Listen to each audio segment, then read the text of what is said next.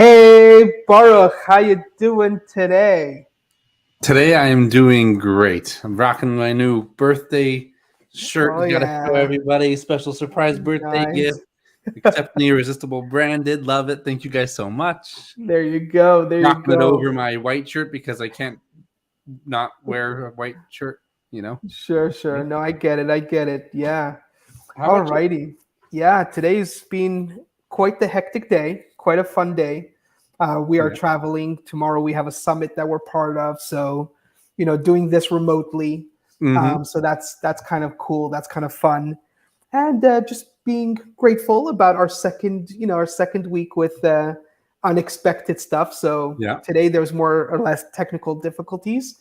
Hopefully we're gonna get our guest on. So for now we're just gonna the show must go on. So at least we're gonna Right. get on going, and hope our guest is gonna be able to make it today. Yeah. So other than that, let's do a little recap about the show. Sure. Notice though how it's always the shows that deal with a higher level of functioning and a higher purpose and a higher power. Those are the shows that we've been having like these glitches and these technical issues. I know. I don't think it's a coincidence. I don't. It's like God Mhm. saying like, hey, this is how things work and these things are going to happen. For So, sure. but the podcast, the episode today was great. It's Mhm. funny how, obviously our episodes are pre-recorded by a bit. And so they kind of come out, a couple weeks later or whatever it may be. So listening to them now, knowing that we Mhm. recorded this, it wasn't like a live recording today. This was pre-recorded. And then hearing how it applies to like literally this last week for me. I know. Wow. It's insane how things exactly, Jen. It's the energy. It just things Yeah. line up in a certain way, and it's like we could never have planned that. And it also kind of, I don't know. This is kind of off topic, maybe on topic. I don't know. We'll figure it out. But it just goes to show that people think life is linear, and it's this thing that you go from point A to point B. It really isn't. It's really kind of cyclical, and it doesn't. It's not Right. like it's a circle that completes itself. It's really more of kind of like a spiral that just keeps going. And you Ray Dalio or Dalio, whatever, however you pronounce the last name, Dalio, yeah. Dalio. He Hmm. talks about how for him it's the process of it's going up, then falling, circling Hmm. back, and coming back up, and it's Yeah, incredible. So that's just kind of seeing that in life and listening to the show and then doing these shows, seeing all of our wonderful guests. I know it's incredible, and I was really like, as I was driving here, and because I was just driving the whole day today, and I was listening to the audio of that podcast as well, and I was just thinking, I was like, wow, like really things are out of our control, like we had just yesterday our first virtual work of happiness workshop, and and I mean, thank God, the technical difficulties that we had in our other workshop were not applicable to this workshop. Yes. But I was getting messages of people who were like, "Hey, I bought into the workshop, but I don't have a link to get in and that and whatever." Right. And I was like, "Thank God we sold out." But I'm looking through the list and I'm like, these guys were just never there. And it's just these things like, and you feel bad sometimes, and it's things that are just really out of your control. They're just Yeah. like what happened, just where is it going, and it's really that energy, it's really that, and then it's really, and as I was driving I was thinking to myself, I was like, it's that higher version of myself that really has to come, that really has to kick Right. in there, to be able to just say, hey, you know what, things are out of my control, this is just how things are, and you do your best to the best of your ability, and not everything will always just turn out 100% the way you plan it to turn Right. out, and it's okay, and it was a very, very, like, I felt sort of like vindicated on one hand and then Mhm. empowered on another at the same time, Right. saying to myself like, wow, it's kind of incredible to know that I don't have to be in control of everything, so there's Right. that liberating feeling over there, and if I could just bring my best foot forward, be the best version of myself that I could be, at least today, at least for now, at least for whatever, Right. and then just hope for the best and let it just go from there. So there's a certain level of that accountability, and there's a certain level of that liberating, like letting go and just letting, I call it God, the higher power or whatever, to take over. Right. Yeah. And that's where this higher version of self ends up coming in. There we go. She's We made it. found Okay, it. I'm going to Okay, stop. guys, we're going to stop. We're going right to Traci. There she is, Traci. Thank you so much. Oh my goodness. Yes. Well, and what they say about retrograde. So somehow this also got bounced off my calendar. No way. So I have nothing on my calendar reminding me of this. Wow. And it was only because we had these conversations before, right? Mm-hmm. And so I knew it was coming up. But I mean, with all that I have going on, I mean, this, that, and the other thing. So my family right now is waiting downstairs for me to have dinner. No. I'm so sorry. All right, so we're gonna try to keep this as short as possible. I'm even I'm right now in my hotel room, so we're just glad that the Wi-Fi is even good right now. But definitely let's jump right into it. This is Traci Philips. She is awesome. She even made it on such short notice, and we're so appreciative to her. This is just really a testament to her character, who she is, that greater version of herself. Baruch, let's go right into the bio, and then let's jump right into it. So Traci's an executive leadership and performance coach. She's a trusted advisor to top-performing corporate and entrepreneurial visionaries. She supports her clients to understand and honor their unique genius, needs, methods, and principles, and to practice better communication, resolution strategies, decision-making, and leading during times of change and when the stakes are high. You can learn more about Traci and connect with her at theinnatecoach.com and by following her on LinkedIn, Instagram, and Facebook. She co-hosts a bi-weekly show called Eavesdrop in the Moment, where discussions are non-scripted, raw, and real, covering everything from current events to personal life experiences. Traci also has a book called Looking In, Discover, Define, and Align the True Value of Your Life, Leadership, and Legacy, which discusses how leaders can find their path to their own brand of leadership and impact through identifying and defining certain innate traits within them. Not only that, and this is not in the official bio, I was taking a look just to refresh myself as to who Traci is and looked at her LinkedIn. Your LinkedIn is it's incredible because it's so different than everybody else's. I closed the window, unfortunately, but everybody else has this boring work history. Here's where I work, this is what I did. What shocked me, what impressed me most was how within your LinkedIn you say this is what I did, this is how it defined me, or this is what I learned, and this is how it's applicable today. That's so exceptional, exceptionally irresistible. It's incredible. So that's pretty cool.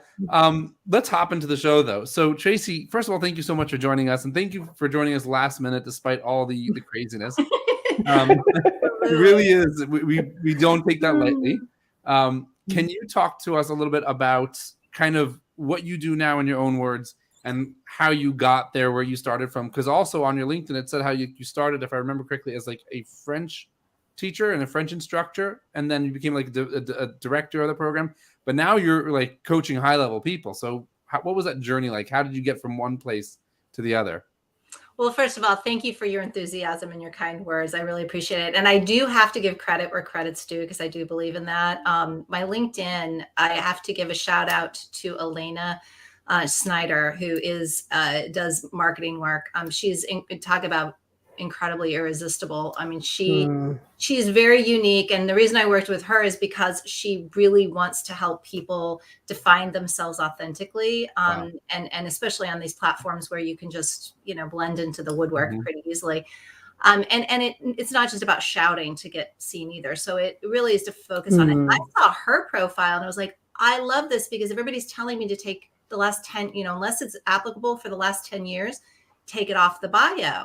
Right. And I thought, well, but that's what defined me, right? My entire journey, to your question, is applicable to where I am today. So how would, if I need to fill in the gaps for people and they don't understand how it's applicable, let me do that for them. Love it. So thank you for pointing that out, because that was a refinement that I was looking to make. And she is just, so anybody who's looking to do something similar. Oh yeah. Get in touch with her. I'm going to be looking her up right after this show, because that's incredible. I was about to say, same thing. Yeah. Maybe add her as a guest. Great. She's really great. So anyway, yes, I did start my first career was as a curriculum developer and instructor for a series of schools that I worked at. There's private schools, because they don't really teach foreign language in the elementary level unless you're Right. in a private school, right? And it really was quite an early experience in letting go and being kind of led into where I was most genius and valuable. This was before I was thinking in these terms, but I did my early kind of, I guess I could say my student teaching in the high school level, at the high school level. And so I was primed, and back in the day, when early in my 20s, you did what you were taught to do, right? So my lane was what I went to school for. And so I came out of grad school, ready to look for those opportunities in high schools. And my resume came across the desk of a unique individual who was running a lower school at a school in Massachusetts. She had been previously to being the head of lower school. She was an art teacher, highly creative type, right? So she had looked at it and read between the lines and called me in and said, I want to talk to you. I'm like, first of all, I don't know how you got my resume. I don't know kids. I mean, I babysat kids, but I don't know if you want to put children in the curriculum around their development in my hands, because I have no experience. But she said, but you do. And she was the first one that really taught me to read between my own lines. Wow. And really look at what she was seeing, which was my genius. And so I say all of that, I belabor that story, because it fast forward to today, because really, I always joke, because my last 5 years of teaching was at an all boys school. I'm like, try to make French applicable to little boys. Right? Yeah, it was one of the most humbling experiences, honestly, because at that point I was a 10-year veteran in teaching. And so I kind of waltzed into this opportunity, thinking I had it under my belt. And I had always taught co-ed, and it's a very, very different. I don't know if either of you have had experiences in, the all one gender type of teaching environments. But I was humbled to realize I had to start all over. And these boys taught me how to really listen. And that was probably where I refined my ability to recognize that it wasn't so much about learning the language as it was about instilling and finding an opportunity for them to really recognize their own genius, because everybody's good at something, but we all come from different angles. But also that everybody has, an ability to enjoy the learning process.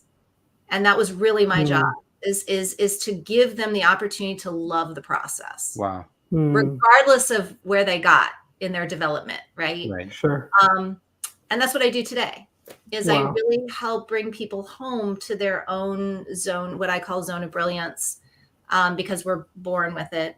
And to get to recognize that the learned and earned, which are the skills and talents and things that we come along, the way, once we're out of the womb, we develop as we experience life, right? Both in school, out of school.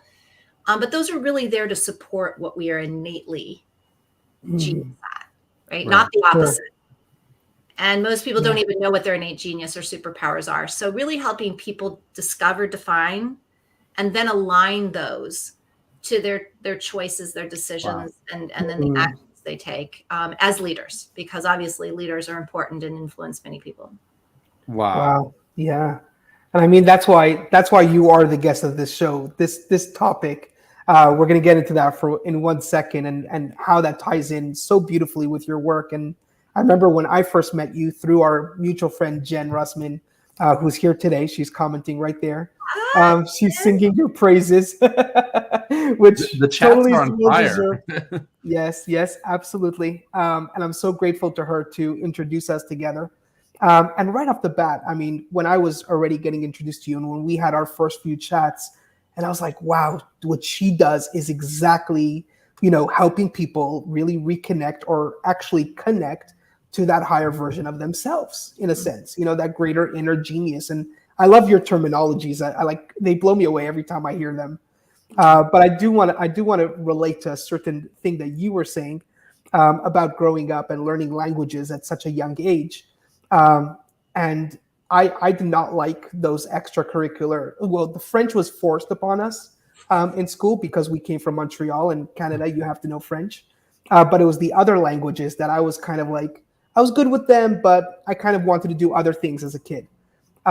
Today, looking back, and it was actually the last event that I was at, I was giving a talk in front of a bunch of people. One lady comes up to me at the end of the, of the presentation, and she's talking to me, clearly a broken English. So English is not her first language. We had a very quick kind of like Q&A kind of thing. But it was afterwards in the networking situation, I wanted to give her more information and give her more value. So I went and I sought her out and I started talking to her. And that's when it really came to me that English is really not her first language. And I asked her, what's your language? And it turns out to be French. And I'm like, yay, okay, I know French. So I start talking to her in French. And we're talking in French and whatever and everything. And then she's kind of like, well, you don't really understand, my culture or my background. And I'm like, so what's your culture? What's your background? And then she tells me Moroccan, Arabic Moroccan. I was like, perfect. My grandmother's Moroccan. So subhanallah, and I start talking to her in like, in Arabic or whatever, like the little bit of broken Arabic that I know. It was just like, she was blown away. I tell you, she was floored, that I was able to communicate to her and actually connect to her culture because I understood a little bit of it, through my grandmother and stuff. And it's funny how these extra languages or these extra things that you would never imagine has any connection to anything actually just show up in life. Right. And that it just when you said that, and I was like, it reminded me of that story. And I was like, oh my gosh. I love that story for a lot of reasons, because a lot of times we have these talents and we think of them as what we can do. But really anything we have is so we can connect. And so it's that we're carrying around these talents and skills, not to be able to promote them and go, oh, hey, I can do this. I can speak 5 languages. Right. That's not the reason, right? It's really so that when we're in those types of situations, in those moments where we can truly connect, right, and make the difference with one another as individuals and stand out, right, which you certainly did in that situation with her. We have that skill to do that, right? It's really those opportunities. I mean, it's like the stepping stone, right? Those stepping stones aren't there, just to be a stone and whoa, it's a stone, it's there to give us a place to go so that we can get to the next. Yeah. And I think that when we recognize that we're really gifted with these things, both those that we're born with and the ones that are learned and earned, in order to make a difference in other people's lives. Exactly. Right. Exactly. That's exactly it. Yeah. And that's when I say in leadership, it's not about promoting what degrees you have or anything like that. Those experiences have value, and they have most value when applied. Right. So just walking around saying I have these talents when they're not applied is really not valuable for anybody. Exactly. Yeah. And things that you never would have imagined you would have ever used. I mean, I never thought for a million years I would use French and Arabic in, any of the kind of work that I'm doing, exactly that, Traci. You're so 100% on the ball. And I do want to transition this straight into the topic about that, that higher version of ourself, followed immediately by the question of, if you were to define what is that higher version of self, what would be your definition? I know you're a magician with words, so I know it's going to be a great definition. But if you were to define that, how would that be? So I refer to that space with myself as higher self, but I also feel that it's the God space, whatever God represents for people. Everybody has different language and different ways of thinking about it. But I've oftentimes, I've had various experiences. Like my undergrad experience was at a Jesuit school. And people are like, oh, are you Catholic? I mean, no. And I wasn't raised Catholic either. But at that time in my life, I was really pushing against a lot of the religious teachings that I had heard and understood. And Catholicism always came up as kind of, the redheaded stepchild in the corner. Everybody's like, oh my God, I'm a recovering Catholic, or I'm a this, or I'm a that, with Catholicism. And I thought, I could sit here and judge something I've never experienced, Sure. or I can go and experience it for myself. Mm. And that's partially why I went to the school I went to, and they had a study abroad program full year for junior year. And I really wanted to do that. But honestly, it was to immerse myself in being surrounded around that. And again, judge for myself, find out for myself what that was to me. And then we would get into, meaning me and my friends who were Catholic. I think I was like 1 out of 5 people who weren't Catholic in the whole school. But, we would get into these discussions, and I would ask, well, I'm curious, why do you look at it that way? I mean, I'm not questioning you. I'm really curious. And what I found was, there wasn't a lot of thought. There was just acceptance, right? This is just the way it is. And very few people could actually, explain it to me, their own buy-in. And I thought that was the beginning of me kind of playing around with this idea of, well, what do I believe? And where did those beliefs come from? And have I put my stamp of approval on them, or am I just absorbing them because my environment is telling me that's the way it is? And so I think that for me, I mean, I do think of it as higher self. At least that's the language I use. But I believe to go up, I must go in. Right. So my delivery point or portal to God is in, right? He speaks to me interiorly, right? Sometimes exteriorly, you get the signs and signals and people popping up in your life and opportunities, right? Sure. But the real speak, right? The real resonant points that lead me like breadcrumbs to that whatever answer to that question or thing that maybe I'm even resistant to recognizing and acknowledging has always come from my inner voice, right? And I recognize that as kind of the higher power or higher self. And being more in alignment with that. I believe that kind of that's a trend right now that we're all collectively, from a human standpoint, going through is it's not just balance in life anymore, it's alignment. And what am I judging alignment to? Is it alignment to how I was raised?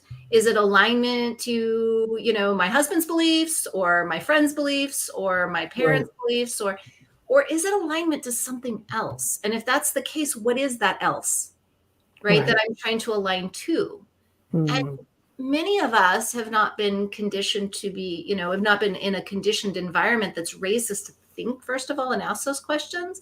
And second of all, have language to be able to even come up with a definition of what that is. So a lot of my work, though I don't necessarily speak to it directly in that way, it is definitely that, who are you as a leader, but it isn't leader as title. It's leader of your life and who's leading that life. Right. Okay. Wow. There's so much there. Gosh. I'm going to love the recap tonight is going to be great. I'm going to have so much fun. There's a couple of things that you said that were just like, they really stood out to me. I happen to be working with a lot of, younger people in a coaching capacity, early to mid 20s, people who are mostly single professionals to some extent, but they're also looking for something more. And a huge question is, what is my purpose? Like, I know I'm supposed to be doing more. I know what I can be doing more, but I'm kind of comfortable in what I'm doing now. And there's this fear that I think a lot of people experience with not wanting to try things. It's like, okay, we've all been programmed that we have to go to school and we have to get the job, and then we just have to stick with that job. But that's not the case. On the contrary, go out and like from what you're saying is experience a ton of different things, identify those talents and skills, because that in the end is going to lead to the discovery of that higher self. Yeah. And it's something I think not enough people are brave enough to do it. I mean, when I was doing it, I was being told I wasn't going to end up getting married because I was challenging things. I wasn't doing the norm, and all these things were being thrown at me for not doing it. But you look at the people who are most successful, I think the people who are happiest with their life, they're the ones who are going out there. They're trying a ton of things. You don't have to, again, I'm going to come back to that quote, right? Everybody says a jack of all trades is a master of none. But the quote continues, a jack of all trades is a master of none, but is oftentimes better than a master of one. It's like you have to try so many different things learn what works, and then apply that, like you said, apply it in the future. And the other thing there is challenging. I was having a phone call with a young guy from our community. He recently, switched religions, and he was trying this. He was exposed to something, and it really bothered him that something was a certain religious aspect was being done in a certain way. So he wanted to verify with me that this is actually how things are done.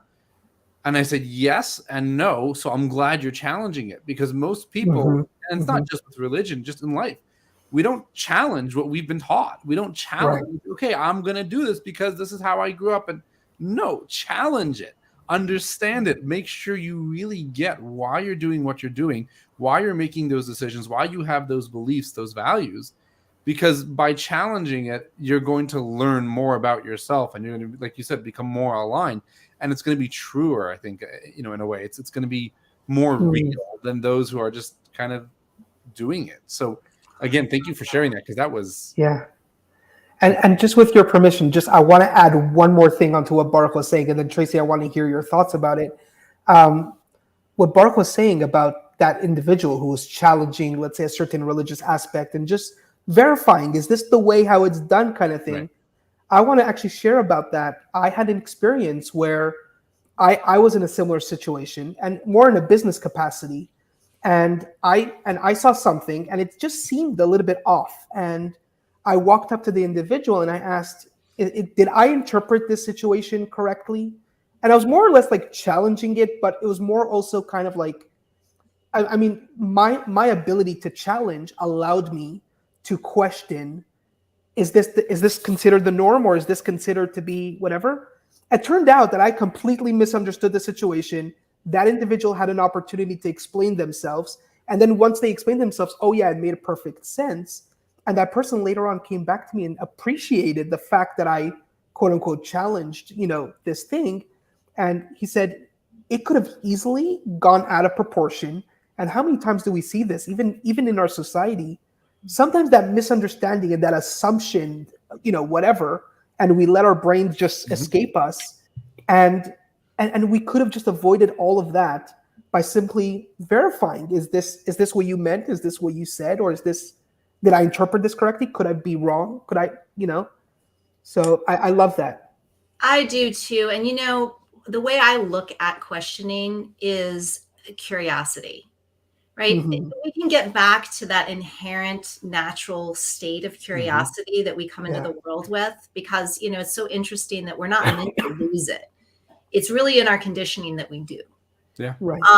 And when, there's those people who are less, it's harder to condition them. Right. I call them visionaries, where although we're all conditioned, right. And we all have our conditioned, beliefs, that curiosity, when lost, is what we lose. Also, is our ability to build that alignment, right? Because again, it has to come from, it's whether it's a misunderstanding or whether it's just a mismatch.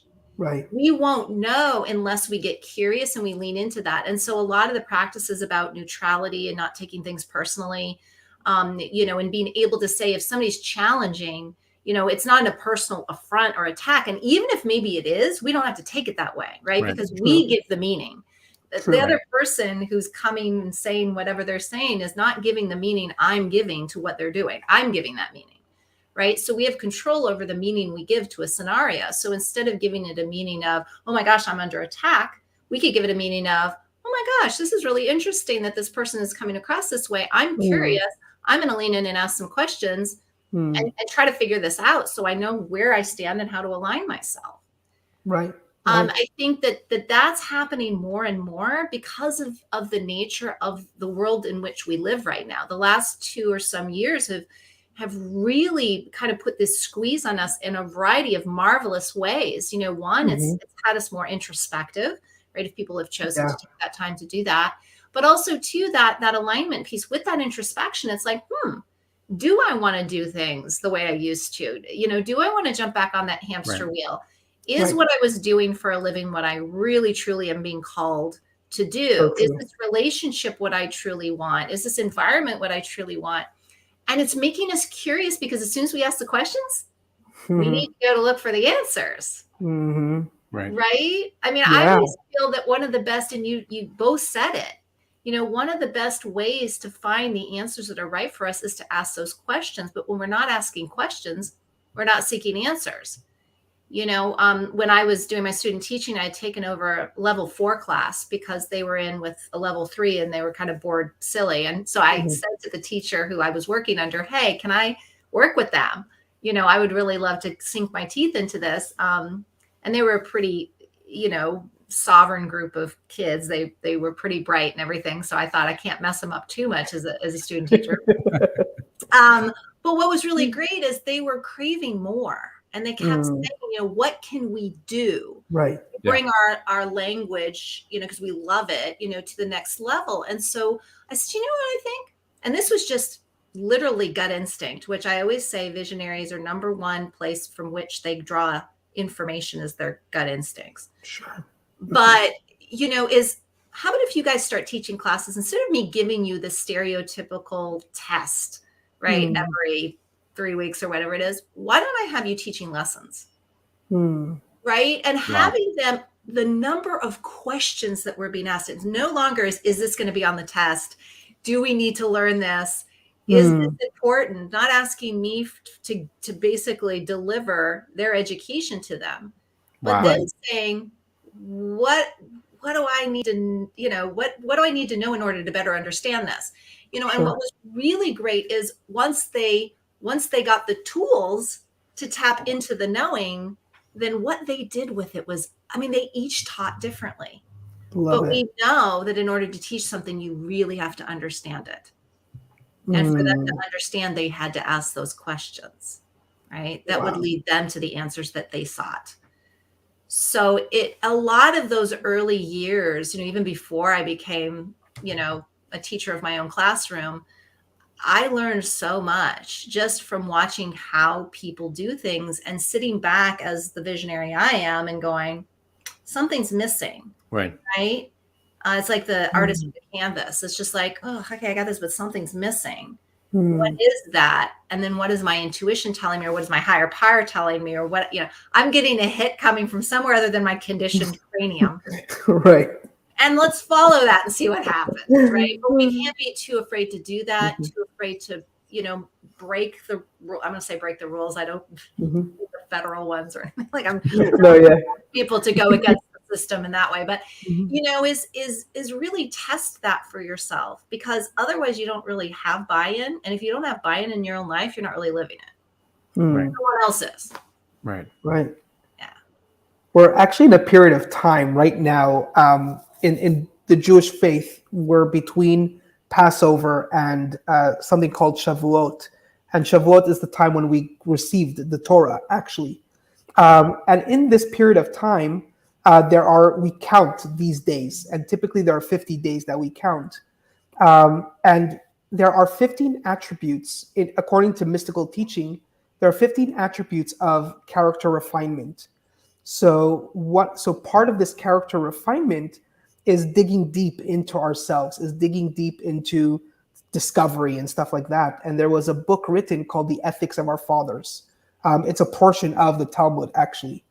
And a lot of what you were just talking about is actually referenced in this book. One of the most famous quotes that is taken from there is the greatest teacher is or how does it go? The teacher is the greatest student, in a sense.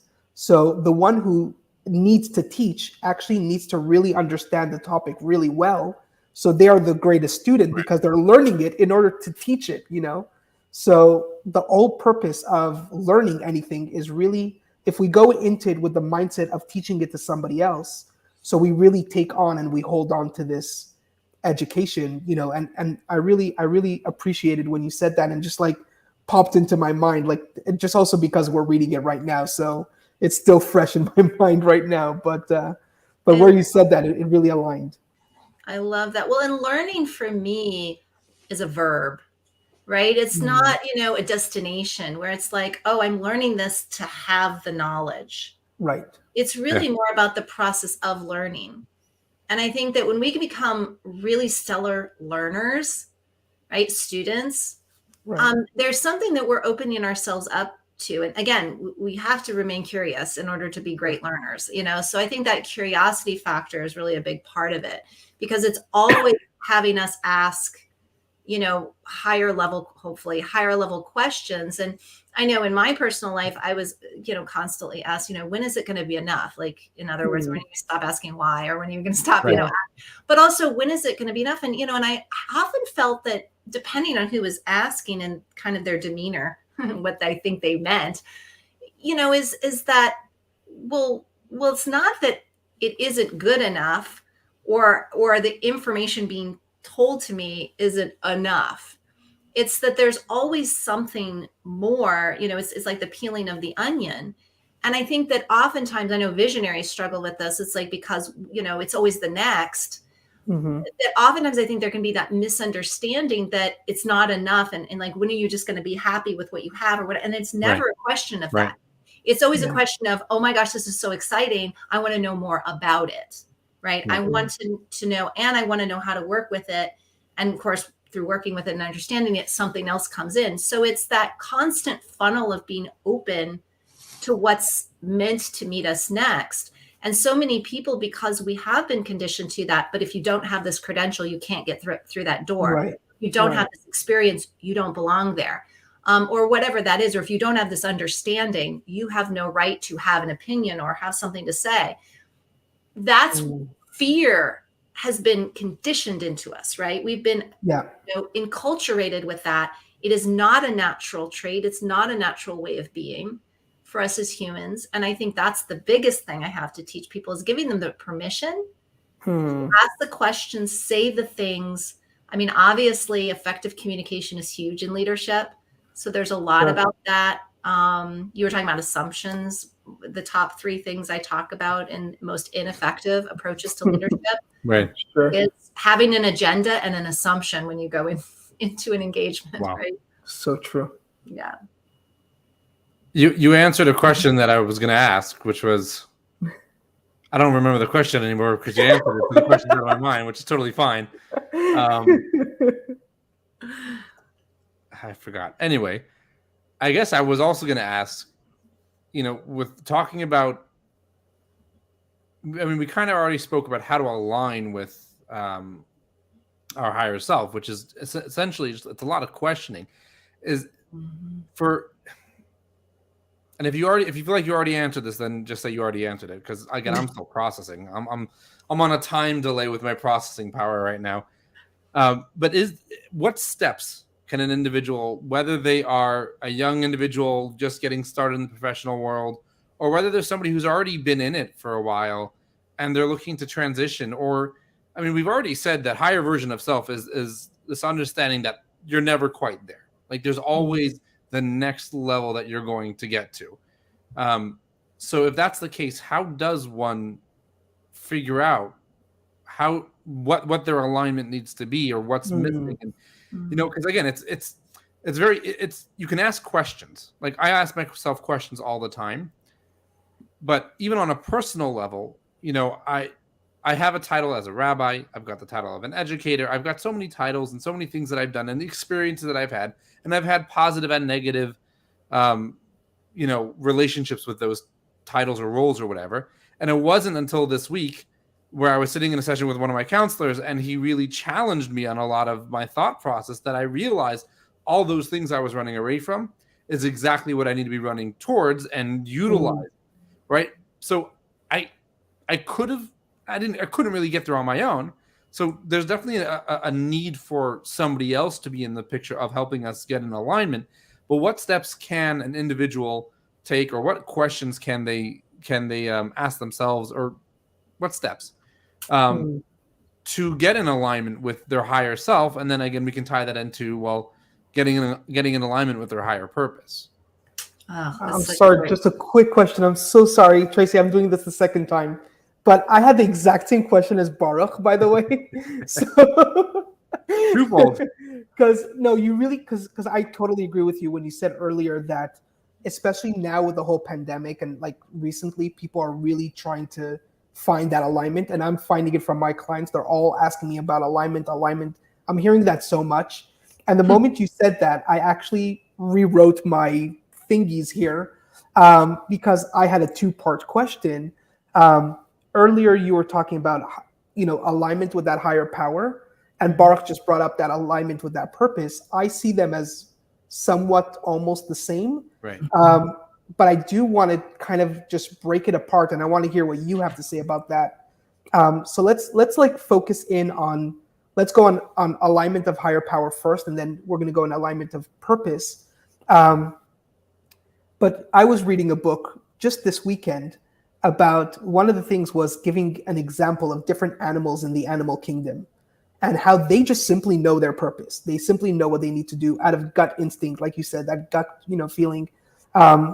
Certain birds have certain like long beaks and long legs that they're able to go in deep waters, and that's where their livelihood comes from. That's their fish, whereas, other predator animals have the longer teeth and the longer, all these physical attributes to their bodies or whatever it is that allows them to get their sustenance from that. And they were drawing parallels how certain people have different talents and different abilities and different things, and even sometimes their body makeup, or the size of their brain, if you will, different things about them allow them to do the kind of job or whatever it is.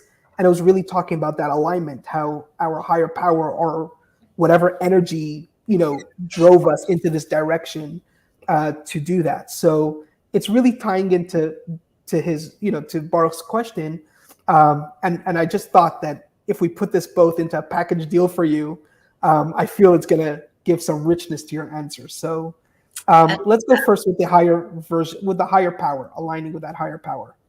Well, I'm kind of like you. It's really hard to separate them because I do see them as one as in the same, Okay. in a lot of ways, as purpose and mission, right? Like I'm on a mission, because a mission can have a variety of purposes depending on the season, that we're going through. But what I love about what you just said about the animals, I say this all the time to people. It's like, we were made a certain way for a reason, right? So humans are the only ones that feel the need to change ourselves.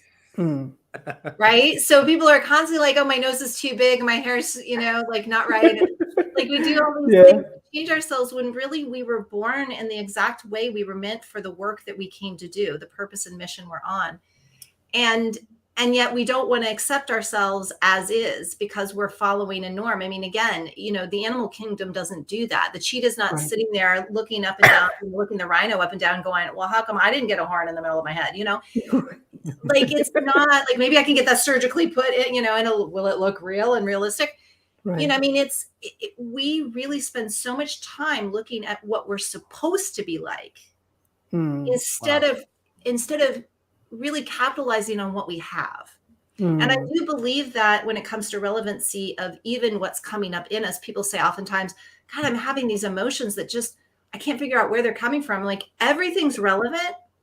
It's just a matter of us figuring out how, right? So the feelings we're having, the thoughts we're having, people are always saying, I want to release my ego and I want to do all these. I'm like, wherever you're at, you get to totally embrace that space in the now and work with what is, right? Because if we're not starting from a place of what is, then we're in delusion, right? And so who are you in this space? So going to a model that I use, that I developed. So for the last 2.5 years, I've been really working to refine a model that I use with my clients.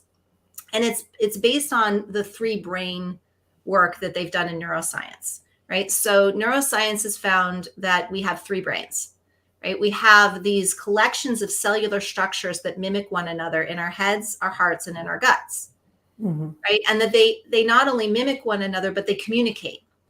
Right. So they call these brains, right? And we can align that. And I have in my model, align that with IQ, EQ, and what I call the gut region is PQ, or percipience quotient, right? So the IQ is our head brain. That's aligned with our cerebral intelligence. And that's where we think, right? So one of the things I have my clients, if there's a particular thing they're trying to get aligned with, right, is what do you think about this? And write out everything you think. And if you're not a writer, if you're a speaker, speak it out. Find someone to speak to, talk into some device that you can, capture your words, because some of us process better through communication, verbal communication. But whatever it is, process through what you're thinking, right? What's coming from that head brain, get it down.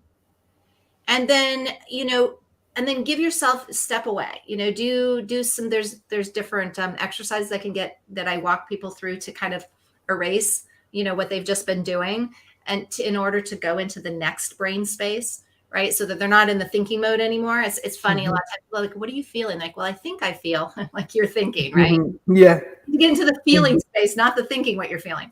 But then once you can kind of reset, then go into, and sometimes it's helpful to actually put your hands over the different spaces, as you're processing, but, asking your heart what it feels, right? So about this particular thing, what are you feeling?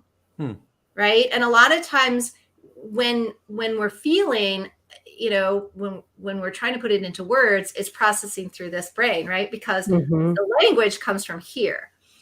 This space, our heart brain communicates differently. It uses different language. And so sometimes I tell people it's easier to maybe use things that are nonverbal, like colors or sounds, or, even things that might come up like, oh, the first thing I'm thinking of is a cactus. Well, what are the attributes of a cactus? It's prickly. It's, it's all these different things, right? It's mysterious. Somebody one time said cactus, they're mysterious. I'm like, that's new. I like that. Yeah. Wow. Mysterious cactus.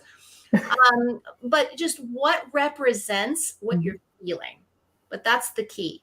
And just jot down what comes up. It doesn't have to be in a sentence structure like what you're thinking. However, I'm feeling the colors of blue, purple, and green. Well, where are they in your body? Oh, they're in my, they're, I don't know, they're in my left kidney, or whatever, comes up and it's like, this is so strange. Don't try to make sense out of it. Just write it down.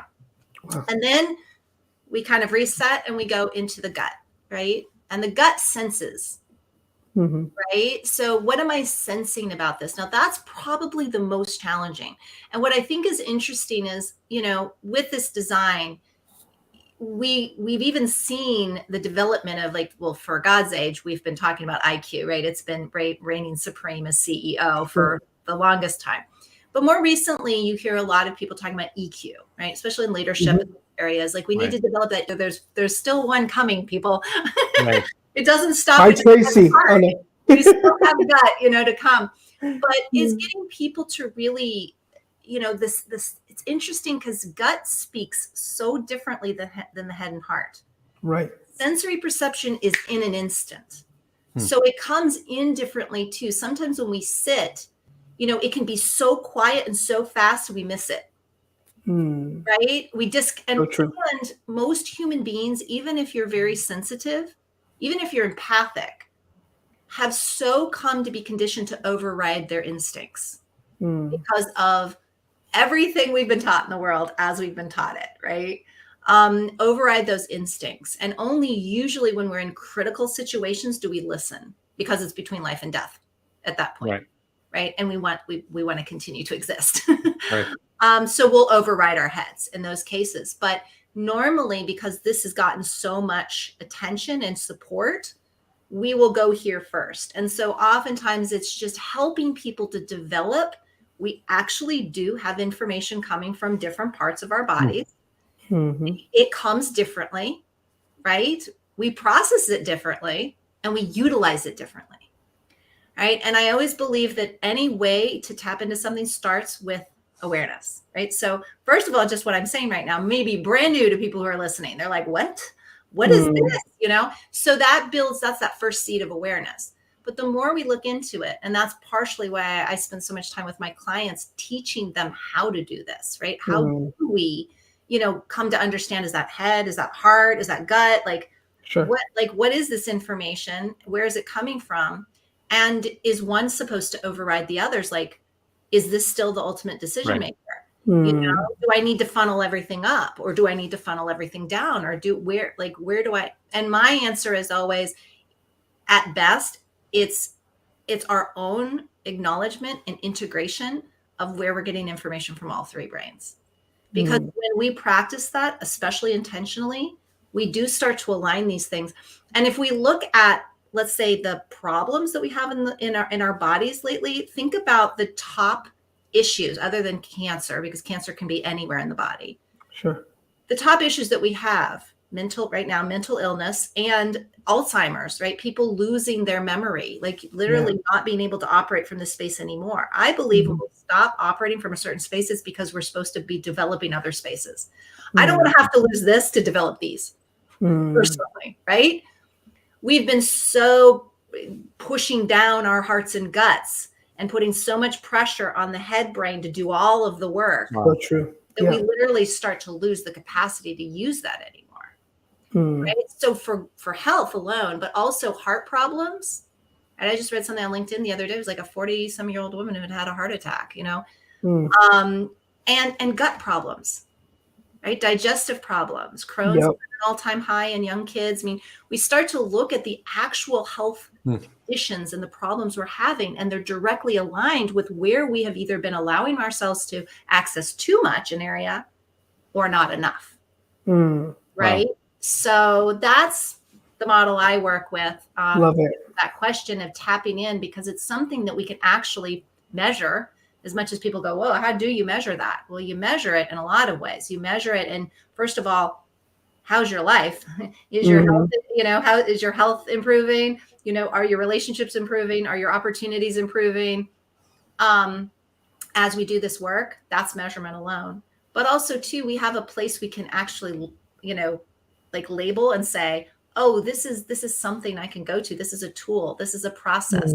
This is something that I can utilize to better develop. And as I do that, all sorts of other things start to come through as well, which I won't get into because I know I'm very, aware of the fact I've been talking probably the last 10 minutes.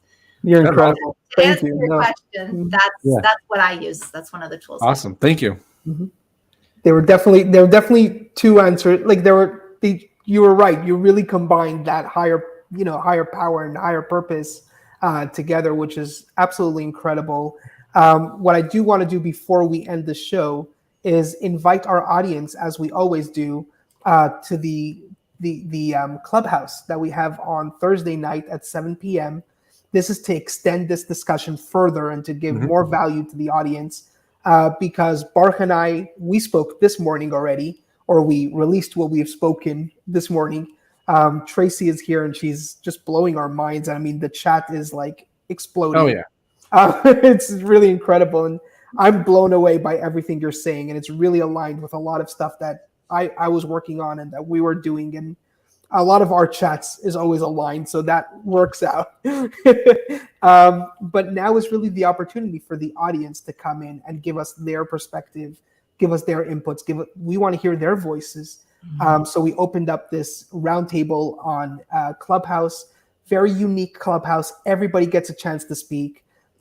We do pride ourselves in this space that we created to give these people the opportunity. And very last thing is that, because of this incredible work that you're doing, Traci, we will share on Friday on our recap article that we have. That's either done on the website, YeremyKirkus.com, or it's going to be on LinkedIn. We will share with the audience a way to reach you, to learn more about the three minds and these things. I'm a huge proponent of it. There is actually, I don't know if you know this, but there is a source in mystical teaching about the three minds and the three approaches. We'll have a casual chat about it sometime. Absolutely. We'll rebook something. I would love to have that discussion with you.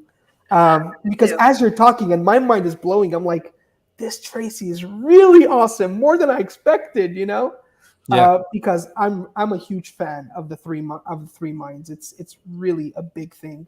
So I'm highly encouraging all the audience members, whoever's watching this now live or watching the replays, get in touch with Traci. Do yourselves a favor.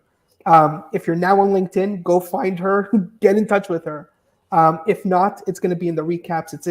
We're going to be posting it. So, Baruch, if you have any last words, I could write a 3-page document on the questions and the things I want to ask going forward. I mean, I can't put it in 5 minutes. Also, I want Traci to be able to go have dinner with her family. So, No, I've got a lot of processing to do. This was great. This has just been absolutely incredible. I'm glad that we were able to get the technical issues and the scheduling issues worked out even last minute. I think it's one of those scenarios where God really wants you to appreciate that what you have, so he kind of has to make you realize what you could almost not have. So thank you again, Traci, for I'm so glad it worked out. Signing on, making sure this worked out. Super grateful. Like Jeremy said, we're going to have you on a casual chat or some other thing. We're going to have to rebook because we have to continue this for sure. So much value. And again, thank you to everybody in the comments. Jen, Gracie, Matthew, Dr. Alex. I saw Kemi from London. It's midnight by her, but she's here. So thank you all, because this is all a huge part of what makes this show awesome. And we again, had Tara was here. Yep. Okay, awesome. It was a little bit earlier. Yeah. Great. So it's many awesome people to to be surrounded by. I think, Jeremy, you've said it all. Traci, you've said it all. So thank you again. Incredibly. I'm going to go study your LinkedIn profile a little bit more. I'm going to find Elena, and I'm going to start getting some things done, because there's a lot of work to do here. So thank you so much. Oh, my pleasure. Thank you both. This is, such a joy. What you're doing and how you're doing it is, I think, vitally important right now, especially. So thank you for having, hosting this in general, but having me on, because these conversations, as you know, you can't just have these conversations with anybody. So it's to be able to be in that space where there is that alignment, I think brings such value to my life. So I thank you for that as well. Absolutely. All right, everybody. So that wraps up this show. Again, we will see you next week. We will see you tomorrow in the Clubhouse. And stay tuned. We have some more awesome shows, awesome guests as usual.